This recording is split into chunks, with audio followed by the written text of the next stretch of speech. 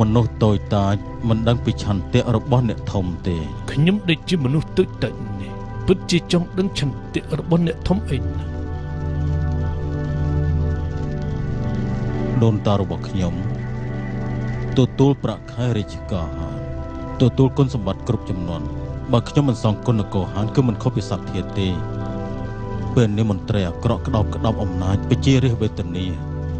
មន្ត្រីល្អត្រូវគេប្រមាថទឹកដីមហាហាន400ឆ្នាំឋិននៅក្នុងគ្រោះថ្នាក់ទាំងអស់រឹតតែនៅដំណាក់កាលគ្រោះថ្នាក់បែបនេះអ្នកក្លាហានគឺរឹតតែច្រើនឲ្យតែអ្នកដែលមានឆន្ទៈសុទ្ធតែអាចសម្លាប់ចោលយកគុណសម្បត្តិលើកស្ទួយរាជវង្សហានឲ្យនគរសន្តិភាពវិញប៉ុន្តែបើចង់ជួយនគរគឺត្រូវតែសម្លាប់តង់ជួចោលជាមុនខ្ញុំព្រោះតែដើម្បីសម្លាប់ចោលទើបត្រូវអោនលំទោនបំរើចោលដើម្បីរកឱកាស